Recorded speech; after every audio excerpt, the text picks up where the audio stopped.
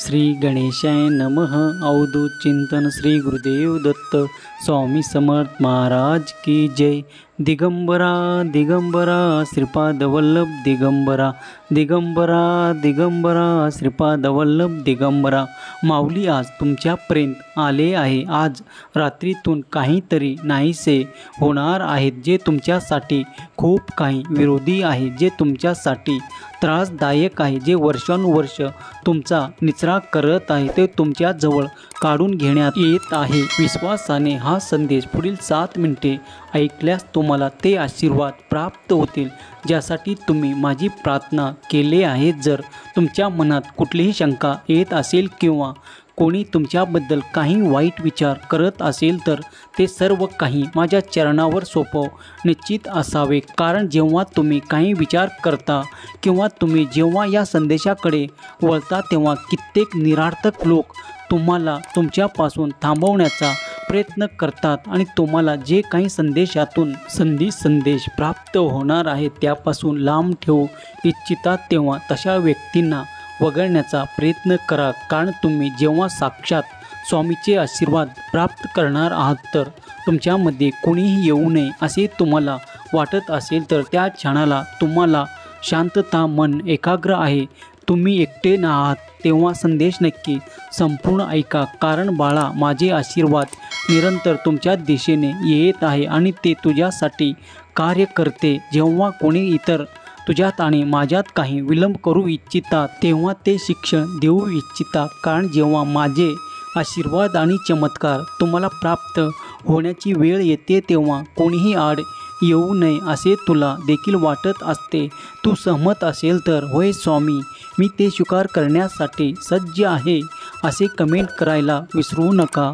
स्वामी म्हणतात, वर्षानुवर्ष तुझा निचरा सुरू आहे, त्यासाठी आता ते नकारात्मक लोक मी तुझ्यातून, तुझ्या जवळून आणि तुझ्या आयुष्यातून दूर करणारा आशीर्वाद तुला देऊ इच्छितो। जर तू या संदेशाला पुढील 10 मिनिटे ऐकत राहिलास तर तुला ते सर्व काही जे मी आशीर्वाद देऊ इच्छितो ते प्राप्त होतील। तुमचे घर सुख, समृद्धी आणि आनंद आणि आरोग्याने परिपूर्ण होणार आहे यावर विश्वास ठेवा। जो कोणी तुमचा विरोध करू इच्छितात, तुमच्या विरोधात कार्य करू इच्छितात, त्यांना तुमच्यापासून लांब ठेवणारे आशीर्वाद तुमच्याकडे येत आहेत। शत्रू स्वतःला बलवान समजत आहे, पण तो हे विसरतो की तुझा देव अधिक बलवान आहे, त्याचे सामर्थ्य अधिक शक्तिशाली आहे।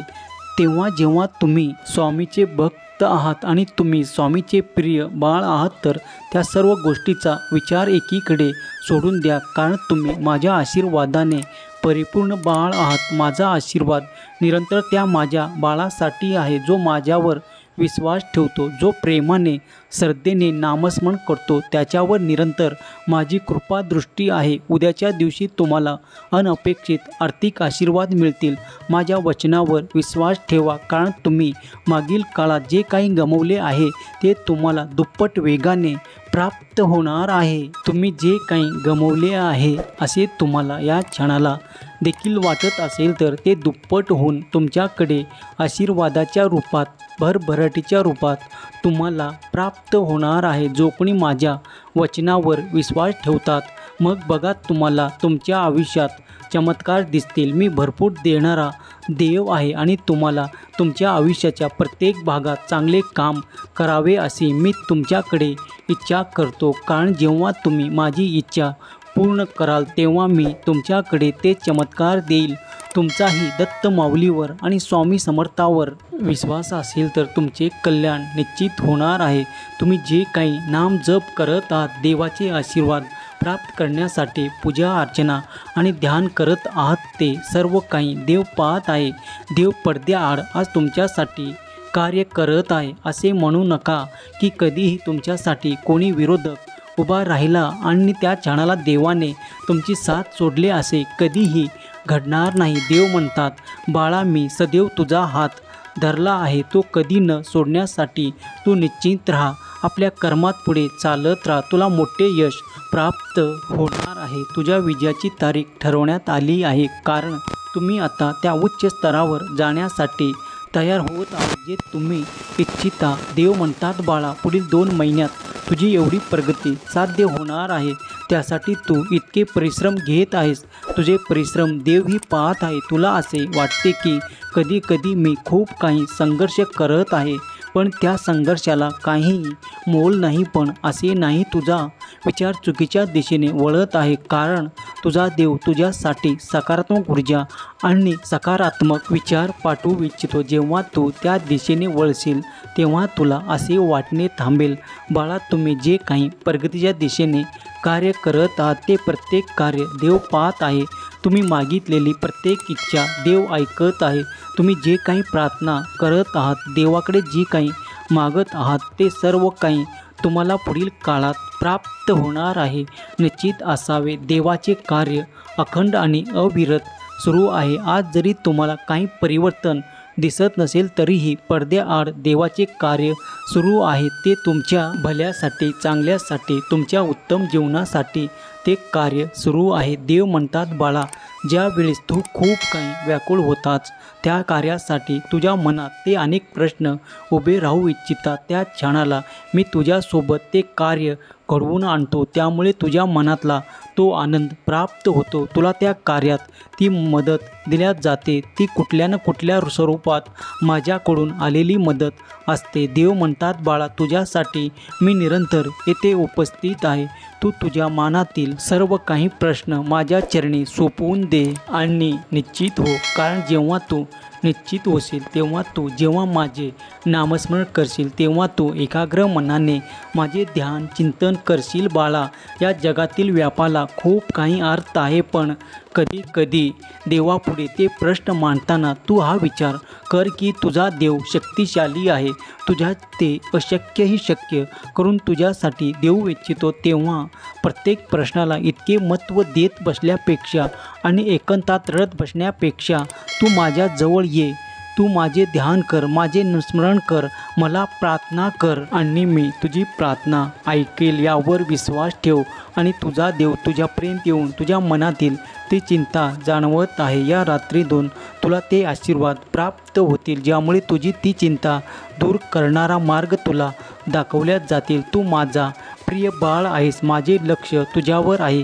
माझी कृपा दृष्टी तुझ्यावर आणि तुझ्या संपूर्ण कुटुंबावर आहे. परमेश्वर तुम्हाला कधीही एकटे, तुम्हाला कुठेही ते सोडत नाही. जर तुम्हाला भय वाटत आहे, जर तुम्हाला खूप काही त्रास सहन करावा लागत आहे, कधी कधी तुमच्या नात्यातून तुम्हाला तो त्रास सहन करावा लागतो, कधी कधी तुमचे प्रेम तुमच्यापासून दूर होते, लांब आहे असे तुम्हाला वाटते, त्या क्षणात देवाला प्रार्थना करा. देवाकडे तुम्ही जी काही प्रार्थना करत आहात त्याचे उत्तर तुम्हाला लवकरच प्राप्त होणार आहेत यावर विश्वास ठेवा. देव तुम्ही मागितलेले आणि तुम्ही प्रार्थना केलेले सर्व काही तुमच्या दिशेने पाठवत आहे. यावर ज्या कुणाचा भक्ताचा विश्वास आहे त्याला ते आशीर्वाद नक्कीच प्राप्त होतात. कुठलेही एक चमत्कार होऊन तुम्हाला तुमचे हरवलेले ते नाते पुन्हा प्रेमासहित प्राप्त होते. कधी कधी खूप काही चुकीचे लोक वागतात आणि त्यानंतरही खूप काही अशी